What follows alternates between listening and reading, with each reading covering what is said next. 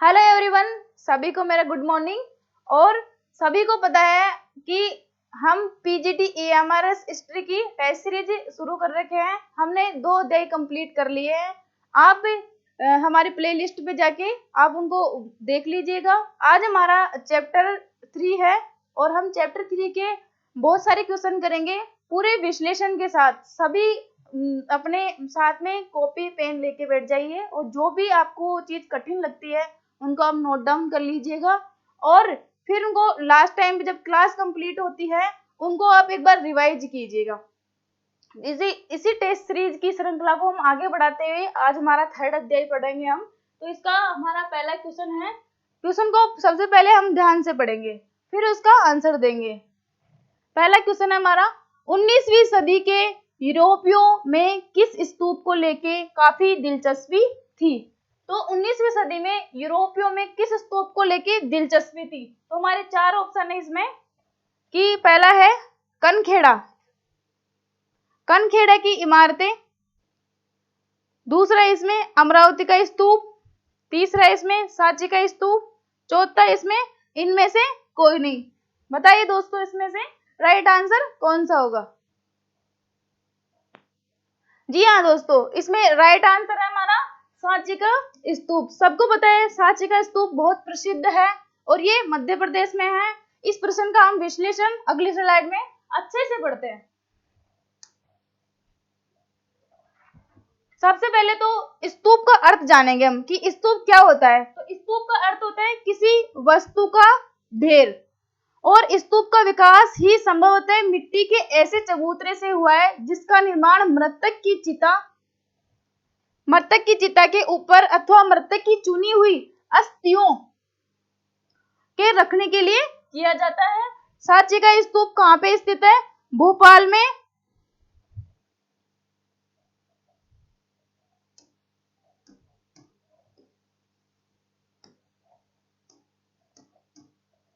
भोपाल में मध्य प्रदेश में है ये, और ये एक प्राचीन स्तूप है। कौन सा स्तूप है?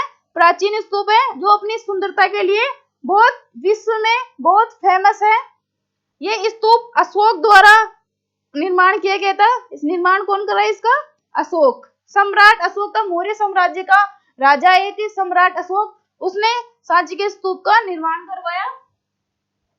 और निर्माण कब करवाया ये पूछ लेंगे, कब करवाया? तो 3री शताब्दी ईसा पूर्व में इसका निर्माण करवाया। तो हमने सांची के स्तूप के बारे में इसमें थोड़ा पढ़ा है कि स्तूप क्या होता है। स्तूप होता है एक किसी वस्तु का ढेर, और स्तूप का विकास संभवतः मिट्टी के ऐसे चबूतरे से हुआ है जिसका निर्माण मृतक की चिता के ऊपर अथवा मृतक की चुनी हुई अस्थियों, मतलब उस स्तूप के अंदर मृतक की अस्थियां रखते हैं और ये अस्थियां रखते हैं, मतलब एक पवित्र स्थल बन जाता है। और स्तूप ये कहाँ पे है ये पूछ ले, स्तूप कहाँ पे है?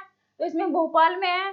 तीसरा, ये स्तूप बहुत प्राचीन स्तूप है और ये इसकी सुंदरता के लिए बहुत ही मतलब सुंदर स्तूप है। मैं वहां पे जाके आई हूँ, बहुत ही अच्छी स्थिति में है और काफी सुंदर स्तूप है। दूसरा कि निर्माण किसने करवाया? सांची के स्तूप का निर्माण किसने करवाया? अशोक ने करवाया। और ये निर्माण कब करवाया? तो 3री शताब्दी ईसा पूर्व में करवाया। इसका स्क्रीनशॉट ले लीजिए।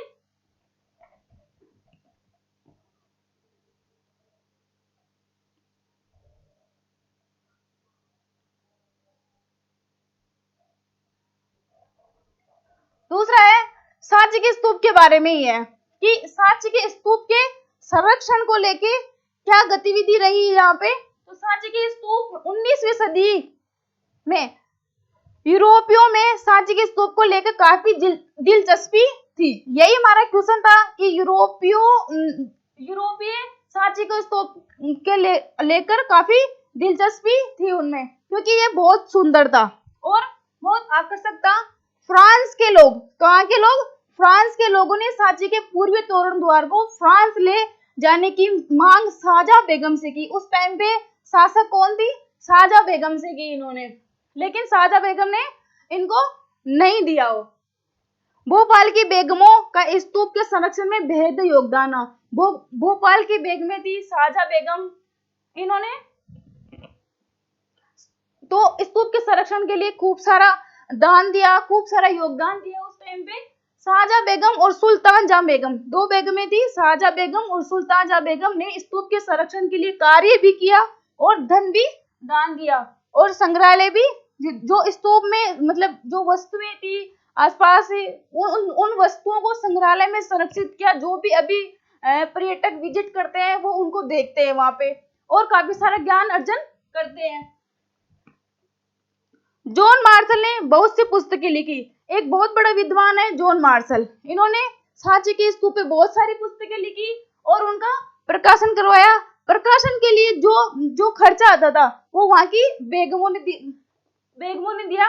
मतलब कुल मिला के यह है कि वहां के बेगमों का बहुत योगदान रहा सांची को लेके। ना तो सांची के स्तूप को के तोड़ द्वार को उन्होंने ले जाने दिया, बल्कि दान भी दिया, संरक्षण भी किया, वहां पे कार्य भी किया और संग्रहालय भी बनाए। इस प्रकार स्क्रीनशॉट लीजिए। सांची के स्तूप के बारे में हमने काफी डिटेल से पढ़ा है।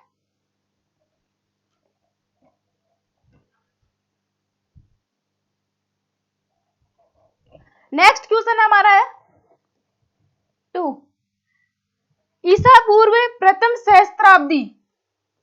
ईसा पूर्व प्रथम सहस्त्राब्दी का काल विश्व इतिहास में एक महत्वपूर्ण मोड़ क्यों माना जाता है? तो बताइए दोस्तों, इसमें राइट आंसर क्या है? ये पूछ रहा है ईसा पूर्व प्रथम सहस्त्राब्दी काल में विश्व में एक महत्वपूर्ण मोड़ आया, वो किस वजह से आया? जी हाँ दोस्तों, इसमें राइट आंसर है ईरान में जरतुस्त्र, चीन में खुंगसी, यूनान में सुकरात है, प्लेटो है, अरस्तु है। ये बहुत बहुत बड़े विद्वान रहे हैं, इनकी पुस्तकों में अथाह ज्ञान रहा है। चौथा इसमें उपरोक्त सभी।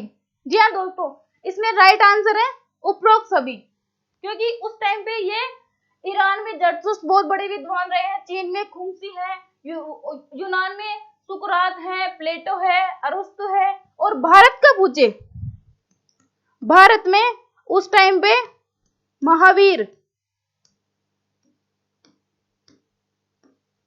और महात्मा बुद्ध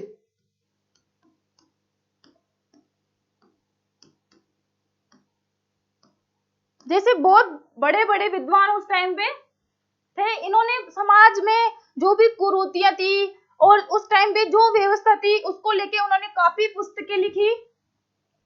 इस कारण वो प्रथम शताब्दी ईसा पूर्व में विश्व में एक महत्वपूर्ण मोड़ माना जाता है और महत्वपूर्ण काल माना जाता है। स्क्रीनशॉट लीजिए इसका।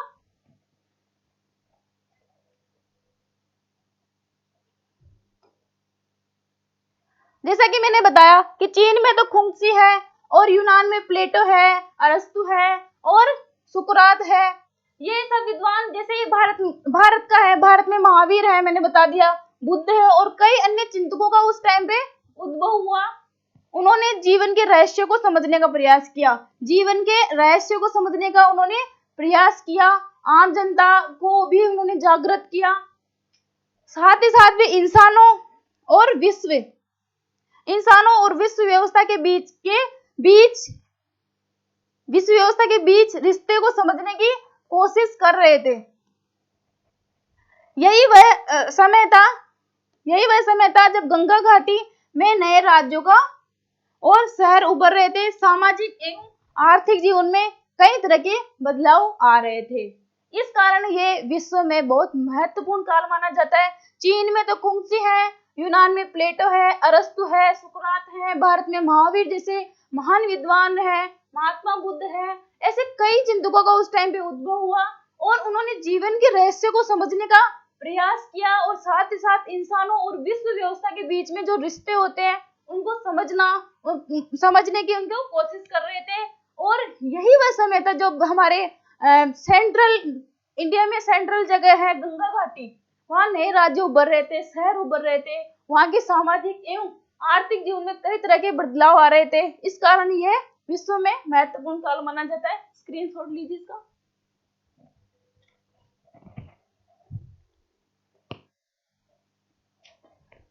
क्वेश्चन नंबर है इसका 3, ऋग्वेद का संकलन कब हुआ?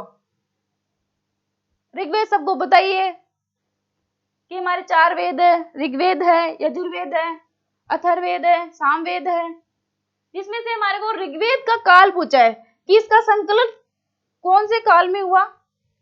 पहला है 1500 से 1000 ईसा पूर्व में, दूसरा है 1000 से 500 ईसा पूर्व में, तीसरा ऑप्शन इसमें 1500 से 400 ईसा पूर्व में, चौथा ऑप्शन इसमें इनमें से कोई नहीं। बताइए दोस्तों इसमें राइट आंसर क्या है।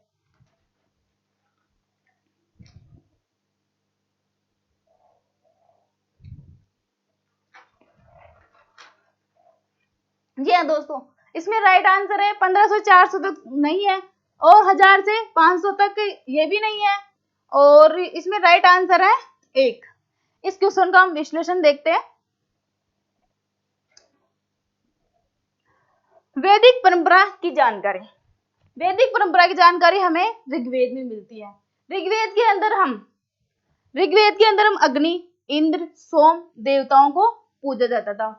अग्नि, इंद्र, सोम ये मेन देवता थे जिनको हम क्या करते थे, पूजते थे ऋग्वेदिक काल में। और यज्ञ के समय लोग मवेशी, बेटे और स्वास्थ्य और लंबी आयु के लिए प्रार्थना करते थे।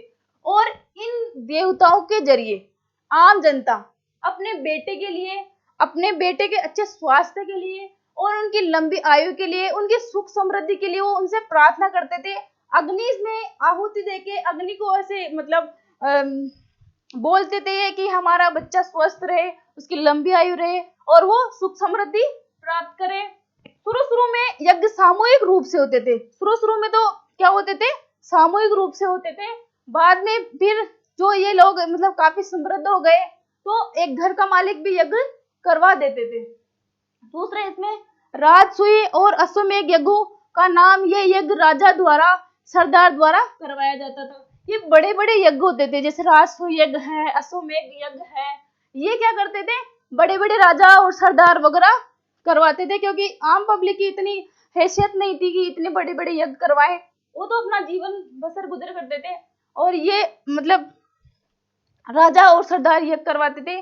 और अनुष्ठान के लिए उन्हें ब्राह्मण पुरोहित पर निर्भर रहना था।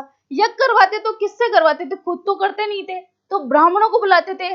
ब्राह्मणों में बड़े बड़े पुरोहित होते थे, वो विधि विधान से इनके यज्ञ करवाते थे। इस प्रकार हमने वैदिक काल के बारे में, ऋग्वेद के बारे में पढ़ा कि वो ये देवताओं को पूजते थे। इंद्र है, सोम है, अग्नि है, और यज्ञ भी करते थे और यज्ञों में अपने बेटे के लिए, लंबी आयु, स्वास्थ्य के लिए प्रार्थना करते थे।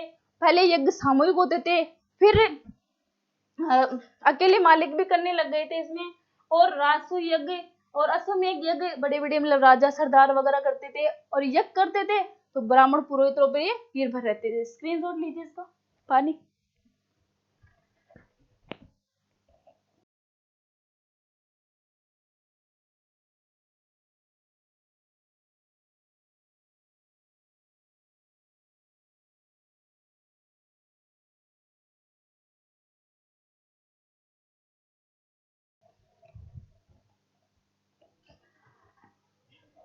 नेक्स्ट क्वेश्चन हमारा फोर्थ क्वेश्चन को सब ध्यान से पढ़ेंगे फिर हम आंसर देंगे।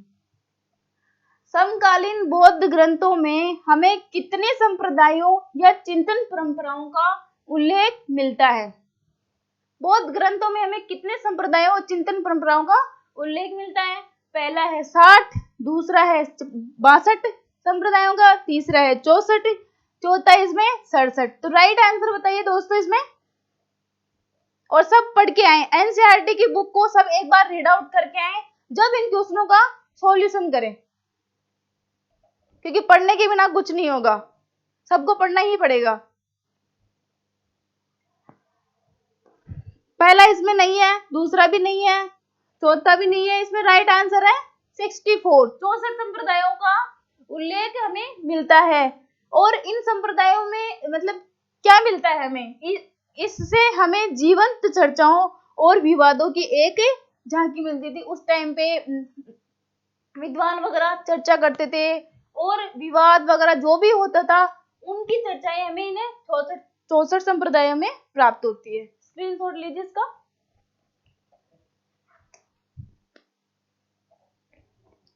नेक्स्ट क्वेश्चन हमारा 5 क्वेश्चन क्या कहता है। 5 क्वेश्चन कहता है कि वेदों के प्रभुत्व पर सवाल किसने उठाया, क्योंकि वेदों की हमने अभी भी बात की थी कि ऋग्वेद काल में यज्ञ करते थे, यज्ञ करने के लिए फिर वो पुरोहितों को बुलाते थे, पुरोहित उनसे बहुत सारा धन लेते थे, तो उन पर सवाल उठाया। जो उस टाइम पे विश्व में एक महत्वपूर्ण काल चल रहा था, महावीर है, गौतम बुद्ध है, इन लोगों ने काफी सवाल उठाए इस पे। तो इसमें हमारा राइट आंसर ये होगा, महावीर अकेला नहीं है, बुद्ध भी अकेले नहीं है, इनमें से कोई नहीं है, ये तो है ही नहीं।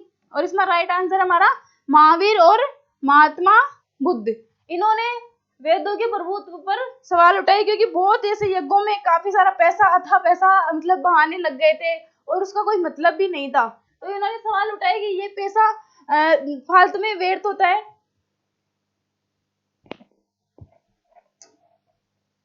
इसका एक्सप्लेनेशन देखते हैं। महावीर और तथा महात्मा बुद्ध ने यज्ञों पर सवाल उठाए, बिल्कुल ये राइट है। शिक्षक का कार्य होता है घूम घूम कर ज्ञान दर्शन को से विश्व को जागरूक बनाए। कि शिक्षक होते हैं, जैसे महावीर है, महात्मा बुद्ध है, और भी अन्य कई पढ़े हमने, इनका मतलब काम ये है कि अपने ज्ञान दर्शन से विश्व को जागरूक बनाए, और अच्छी अच्छी राइटिंग मतलब पुस्तकें पढ़ते थे ये। और शिक्षक का सामान्य लोगों से तर्क वितर्क करके भी ये लोगों को जागरूक करते थे, और तर्क वितर्क से अच्छा सार्थक निष्कर्ष भी निकलता है। बिल्कुल तर्क वितर्क सबको करना चाहिए, कोई भी क्वेश्चन को पूछना चाहिए, उसका तर्क करना चाहिए, वितर्क करना चाहिए। चौथा, इसमें ये चर्चाएं कुटागार शालाओं में होती थी। ये चर्चाएं कहाँ होती थी? कुटागार शालाओं में होती थी। कुटागार शाला मतलब कैसी होती थी? नुकीली छत वाली झोपड़े को हम कुटागार शाला कहते हैं, या उपवनों में होती थी ये चर्चाएं होती थी। कहाँ होती थी? कुटागार शालाओं और उपवनों में होती थी, जहाँ गुमक्कड़, मनीषी अपन विद्वान को भी कहते हैं, मनीषी एक अच्छा वर्ड है एनसीईआरटी में, तो विद्वान को, ये विद्वान यहाँ पे गुमक्कड़ ठहरा करते थे। कहाँ पे? कुटागार शालाओं उपवनों में ठहरा करते थे। तो इस प्रकार महात्मा बुद्ध और महावीर ने यज्ञों पर सवाल उठाए। शिक्षक का कार्य ज्ञान दर्शन से विश्व को जागरूक करना है, सामान्य लोगों से तर्क वितर्क करना है, और ये कहाँ करेंगे? कुटागार शालाओं में, उपवनों में निवास करके, ठहर के लोगों को जागरूक करेंगे। स्क्रीनशॉट लीजिए इसका। नेक्स्ट क्वेश्चन हमारा 6, किस उपनिषद में आत्मा की प्रकृति के बारे में वर्णन व संज्ञा यज्ञ के बारे में लिखा? एक उपनिषद है जिसमें हमें आत्मा के बारे में वर्णन मिलता है और यज्ञ के बारे में वर्णन मिलता है। किसके बारे में मिलता है? यज्ञ के बारे में वर्णन मिलता है, एक उपनिषद है। तो बताइए दोस्तों, इसमें राइट आंसर क्या है? आत्मा की प्रकृति के बारे में बताया गया है इसमें।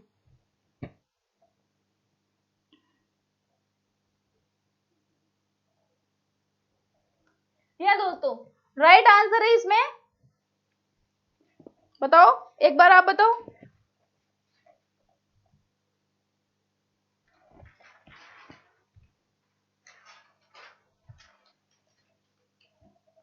इसमें कठोपनिषद नहीं है, यम नचिकेता की कहानी मिलती है इसमें हमें, ईशोपनिषद में नहीं है, जबाल उपनिषद में नहीं है।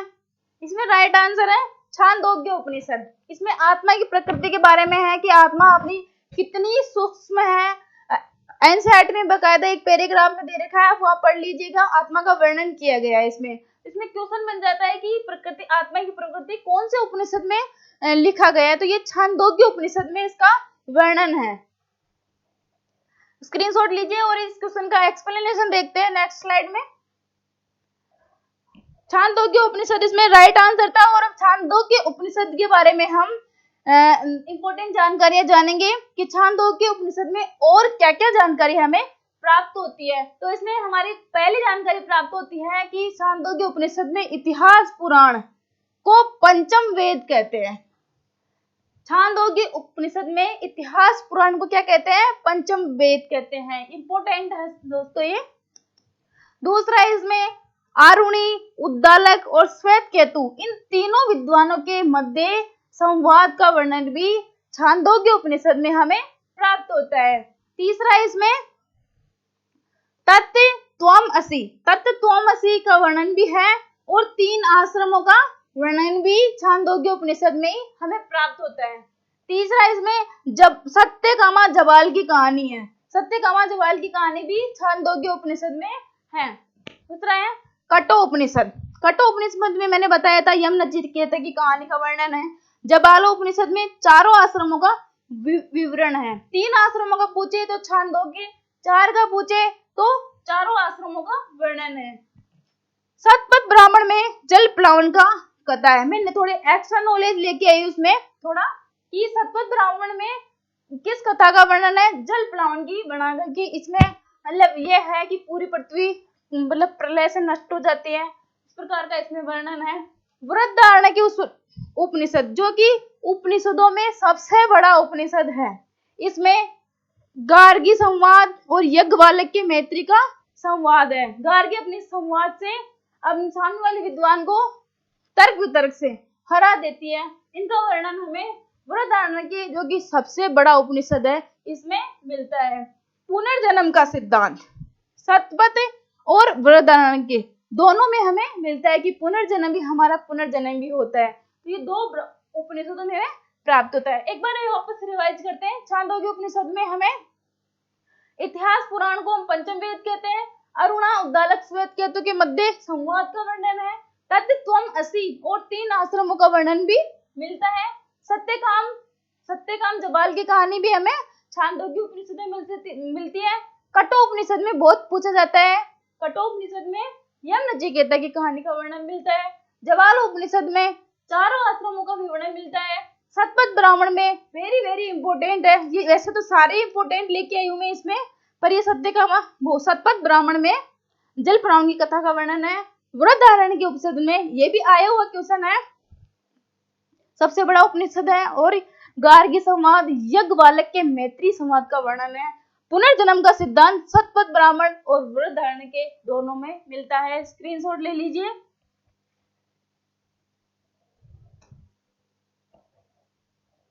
नेक्स्ट क्वेश्चन हमारा 7। क्वेश्चन पढ़ेंगे। निम्नलिखित कथनों पर विचार कीजिए कि कौन सा कथन इसमें राइट है। दोनों को अच्छे से पढ़ना है और फिर हमें आंसर देना है। सब पढ़ के आए बच्चों।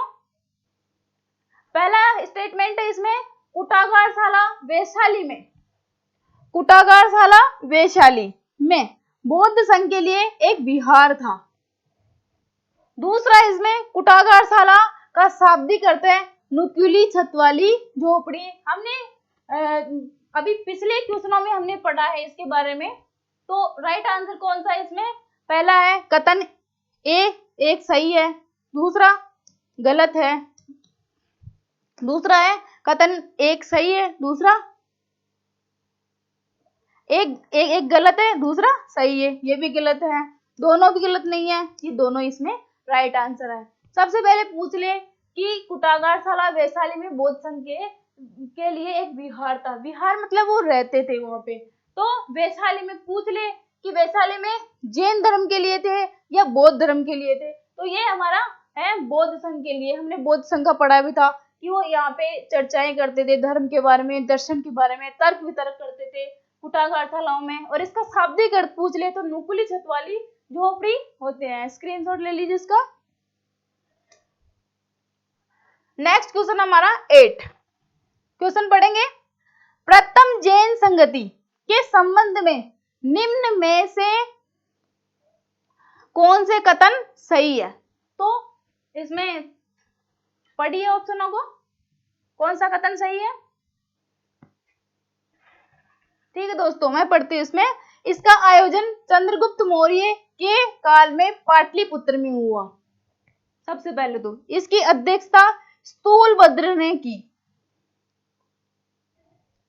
तीसरा इसमें जैन धर्म के श्वेतांबर और दिगंबर में विभाजित हुआ। दिगंबर जैनों ने इस सभा का बहिष्कार किया। तो राइट आंसर बताइए इसमें। ये वाला पार्ट है हमारा। इसमें हमें मौर्य साम्राज्य के बारे में भी क्वेश्चन है और जैन धर्म के बारे में भी क्वेश्चन है और इसमें बौद्ध धर्म के बारे में भी क्वेश्चन है। सारे मिक्सअप में एनसीईआरटी किताबें, इनका सबका मिश्रण का बनाया गया है। जी हाँ दोस्तों, इसमें राइट आंसर चारों ही सही है, ये सारे गलत है, चारों ही इसमें सही है। कि प्रथम जैन संगति, जैसे बौद्ध धर्म में 4 संगतियां हुई थी, इसमें भी हुई थी। जैन धर्म में 2 संगतियां हुई थी, जिसमें से पहला स्टेटमेंट है कि चंद्रगुप्त मौर्य के काल में पाटलिपुत्र में हुई थी। बिल्कुल राइट के पूछ ले कहाँ हुई थी, पाटलिपुत्र में। किसके काल में हुई थी, तो चंद्रगुप्त मौर्य के काल में हुई थी। तीसरा क्वेश्चन बनता है कि इसकी अध्यक्षता किसने की थी। सबसे पहले अध्यक्षता तो करते ही है, कोई भी हम समिति का आयोजन करते हैं तो उसमें एक अध्यक्ष बनाया जाता है और वो अध्यक्ष सबका नेतृत्व करता है। तो इसकी अध्यक्षता किसने की थी, स्थूलभद्र ने की थी। इसमें जैन धर्म श्वेतांबर और दिगंबर 2 धर्मों में विभाजित हो गया था। श्वेतांबर और दिगंबर 2 धर्मों में विभाजित हो गया। दिगंबर फिर दक्षिण भारत में चला गया था ये, और चौथा इसमें दिगंबर जैनों ने इसका बहिष्कार किया और दक्षिण भारत में चले गए। स्क्रीनशॉट लीजिए इसका।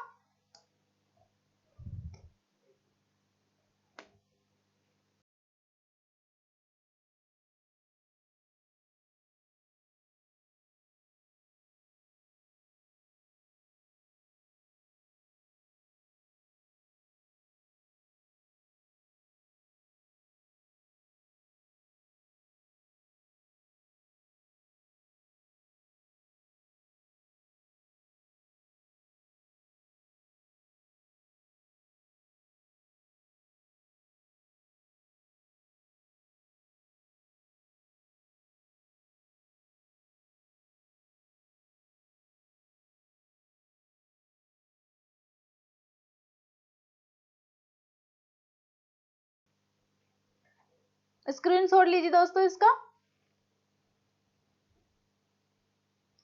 इसका एक्सप्लेन देखते हैं। पहली जैन संगति तो हमने देख ली, चंद्रगुप्त मौर्य के काल में हुई थी, और इसकी अध्यक्षता किसने की थी, स्थूलभद्र ने की थी, और कहां पे हुई थी, पाटलिपुत्र में हुई थी। अब दूसरी जैन संगति कहां पे हुई थी, किसके नेतृत्व में हुई थी, देवर्षि गण। किसके नेतृत्व में, देवर्षि गण के नेतृत्व में। कहां हुई थी, गुजरात के वल्लभी में इसका आयोजन हुआ था। द्वितीय जैन संगति का मूल उद्देश्य क्या था, जैन धर्म के मूल पाठों को एकत्रित कर उसे आगमों का रूप देना था। तो द्वितीय बौद्ध संगति का मेन उद्देश्य यही है कि इसके मूल पाठों को एकत्रित कर आगमों का रूप दिया। और ये किसके नेतृत्व में हुई थी, देवर्षि गण के नेतृत्व में हुई थी, और कहाँ हुई थी, गुजरात के वल्लभी में। इसलिए दो जैन संगतियों के बारे में हमने पढ़ लिया। पहली चंद्रगुप्त मौर्य काल में हुई थी पाटलिपुत्र में, और स्थूलभद्र की अध्यक्षता में, और उसमें श्वेतांबर और दिगंबर दोनों अलग अलग हो गए थे। दिगंबर ने इस सभा को बहिष्कार किया था। दूसरी जैन संगति इसमें देवर्षि गण के नेतृत्व में गुजरात के वल्लभी में आयोजन हुआ था, और इसका मूल उद्देश्य था मूल पाठों को एकत्रित कर आगमों का रूप देना। स्क्रीनशॉट लीजिए इसका। नेक्स्ट क्वेश्चन है इसमें 9। महावीर के बारे में कौन सा कथन सत्य नहीं है। तो इसमें कौन सा कथन राइट नहीं है वो ढूंढना है हमें और बताना है। तो इसको पढ़िए अच्छे से, फिर इसका आंसर लीजिए।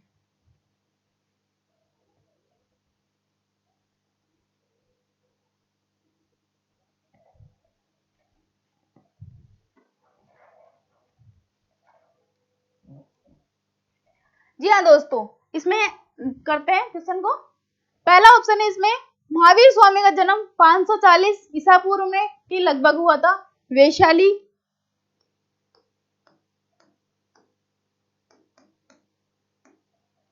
में एक जगह है,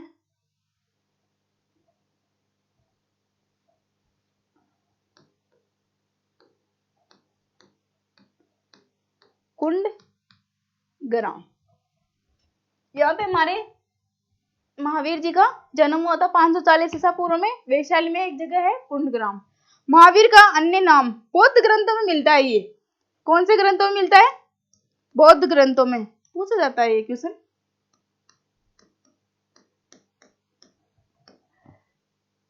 निघंट नापुत महावीर का नाम मिलता है। जाम्बिक गांव के निकट जाम्बिक गांव के निकट रिज्जुपालिका नदी, रिज्जुपालिका नदी के तट पर इनको क्या हुई, ज्ञान की प्राप्ति हुई। बाद में ये ज्ञान की प्राप्ति होती कैवल्य कहलाते हैं। ज्ञान की प्राप्ति होती है जैन धर्म में, जिनको प्राप्त हो जाती है वो कैवल्य कहते हैं। फोर्थ ऑप्शन इसमें इसका प्रथम शिष्य जवाल बना जो इसका दामाद था। बताइए दोस्तों इसमें राइट आंसर क्या है? जी हाँ दोस्तों, इसमें राइट आंसर है, ये भी सही है, ये भी सही है, ये भी सही है, ये गलत है। ये जवाल है, ये यहाँ पे गड़बड़ कर रहा है, तो इस गड़बड़ को हमें ठीक करनी है। और दामाद का नाम क्या था? जामाली। क्या नाम था? जामाली इनका दामाद था। बाद में इनके बीच में मतभेद भी हो गया था। तो हम इसका एक्सप्लेन पढ़ते हैं। पहले जन्म का हुआ 540 ईसा पूर्व में वैशाली कुंडग्राम में। महावीर का अन्य नाम बौद्ध ग्रंथों में निघंट नागुप्ता। जाम्बिक गांव के निकट रिज्जुपालिका नदी के तट पर इनको ज्ञान की प्राप्ति हुई, उसको हम कैवल्य कहते हैं। प्रथम शिष्य इनका कौन था? जामाली, जो इनका दामाद था। एक्सप्लेन पढ़ते हैं इसका और अच्छे से। महावीर के बारे में अच्छे से जानते हैं हम कि महावीर का बचपन का नाम क्या था, ये भी पूछ लेते हैं। महावीर का बचपन का नाम क्या था? वर्धमान। जैसा कि सबको पता है कि सबका बचपन का नाम होता है, किसी का सिंटू, मिंटू, टिंटू, कुछ भी नाम रखते हैं। इसी प्रकार महावीर का भी नाम था वर्धमान। पिता का नाम था इनका सिद्धार्थ। ये वज्जी संघ के ज्ञात्रक गण के प्रधान थे।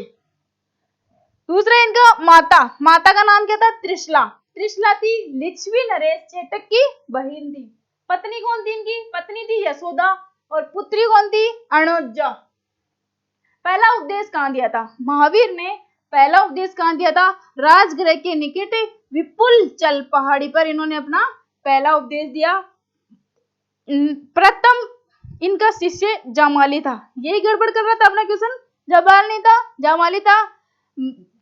पर क्रियामाणकृत एक सिद्धांत है, क्रियामाणकृत पर मतभेद हो गया। इनके अलग अलग विचार थे, इस कारण दोनों ने वो मतभेद होने पर अलग अलग हो गए। महावीर के समकालीन शासकों में एक तो बिंबिसार है, अजातशत्रु है, उदयन है। ये क्या है? हर्यक वंश के शासक हमारे। कौन से वंश के? हर्यक वंश के शासक है। और एक है चंड प्रद्योत की आस्था जैन धर्म में थी। ये इनके समकालीन भी थे और जैन धर्म को भी ये मानते थे। जैन धर्म में त्रिरत्न का उल्लेख है, सम्यक दर्शन, सम्यक ज्ञान, सम्यक आचरण, जो कि बहुत प्रसिद्ध हुए। संलेखना क्या होता है? जैन धर्म में संलेखना होता है उपहास द्वारा प्राण त्यागना, जो कि उदाहरण मिलता है हमें सबसे बड़ा चंद्रगुप्त मौर्य ने श्रवण बेलगोला, ये कर्नाटक में है। कहाँ पे है? कर्नाटक में। यहां पर इन्होंने कर्नाटक, यहां पर इन्होंने उपहास द्वारा अपने प्राण त्यागे। तो महावीर का बचपन का नाम वर्धमान है, इनके पिता का नाम सिद्धार्थ है, इनकी माता का नाम त्रिशला है, इनकी पत्नी का नाम यशोदा है, इनकी पुत्री का नाम अर्णोजा है, और इनके दामाद का नाम जमाली है। जो क्रियाकृत कर्माण पर इनके मतभेद हो गए, इनके अलग वो विचार अलग अलग थे, तो ये अलग हो गए। और ये इन्होंने अपना पहला उपदेश राजगृह के निकट एक विपुलचला पहाड़ी, वहां पर इन्होंने उपदेश दिया। और इनके समकालीन शासक थे बिंबिसार है, अजातशत्रु है, उदयन है और चंड प्रद्योत। इनकी आस्था जैन धर्म में थी और ये शासक थे, हर एक वंश के शासक थे तीनों, बिंबिसार, अजातशत्रु और उदयन। और जैन धर्म में हमें 3 रत्नों का उल्लेख मिलता है, सम्यक दर्शन, सम्यक आचरण और सम्यक ज्ञान। और संलेखना और संधारा एक विधि है जिसमें उपहास द्वारा अपने त्याग, वो प्राण त्याग दिए जाते हैं। सबसे बड़ा हमारा उदाहरण मिलता है चंद्रगुप्त मौर्य ने। ये दक्षिण भारत में चले गए और वहां पे इन्होंने संलेखना विधि से अपने प्राण त्यागे। स्क्रीनशॉट ले लीजिए इसका, बहुत अच्छे से एक्सप्लेन किया हमने, अच्छे से पढ़ना इसको।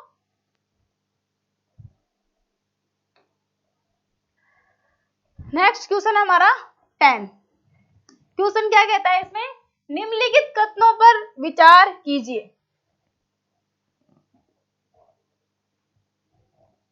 संपूर्ण विश्व प्राणवान है। यह माना जाता है कि पत्थर, चट्टान, जल में जीवन होता है।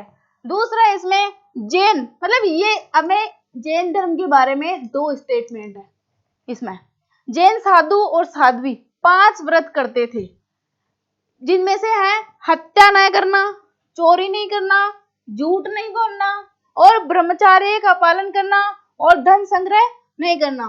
तो इसमें कौन सा गलत है बताइए दोस्तों।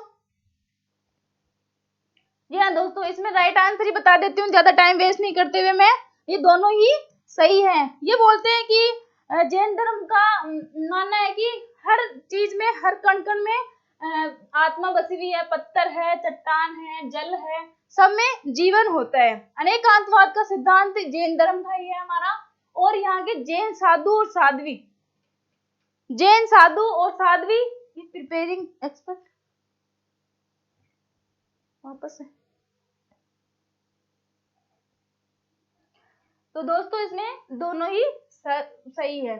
जैसे मैं बता रही हूँ, इसके अंदर हर मतलब जैन धर्म मानता है अनेकांतवाद का सिद्धांत कि पत्थर में, चट्टान में, जल में, सब में जीवन पाया जाता है। और ये जैन साधु और साध्वी जो जैन धर्म को धारण करते थे, तो उनको मतलब ये 5 नियम तो निभाने ही पड़ते थे कि हत्या नहीं करना, चोरी नहीं करना, झूठ नहीं बोलना और ब्रह्मचर्य का पालन, धन संग्रह नहीं करना। ये 4 तो हमको भी अपनाना चाहिए। हत्या नहीं करनी चाहिए, चोरी भी नहीं करना चाहिए और झूठ भी नहीं बोलना चाहिए।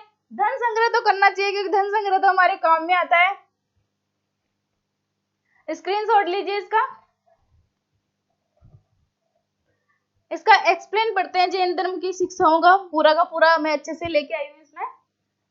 जैन धर्म की शिक्षाएं हैं। जैन धर्म का तत्व मीमांसा का सिद्धांत अनेकांतवाद का सिद्धांत कहलाता है कि प्रत्येक वस्तु में, विश्व में की प्रत्येक वस्तु में जीवन होता है।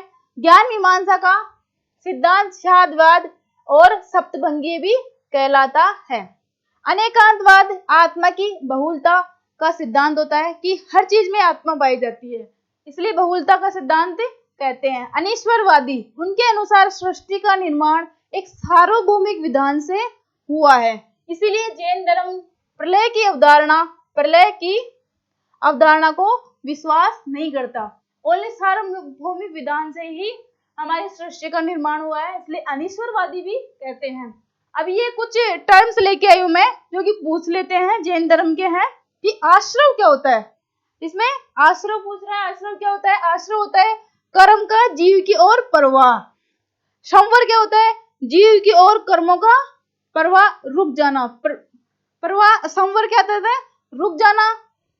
निर्जरा कहते हैं संचित कर्मों का नष्ट हो जाना। मोक्ष कहते हैं संवर और निर्जरा के कारण जीव को मुक्ति मिलती है, उसे हम मोक्ष कहते हैं। थेरा किसे कहते हैं? थेरा जैन धर्म से मुख्य उपदेशक को हम क्या कहते हैं? थेरा कहते हैं। स्क्रीनशॉट लीजिए इसका।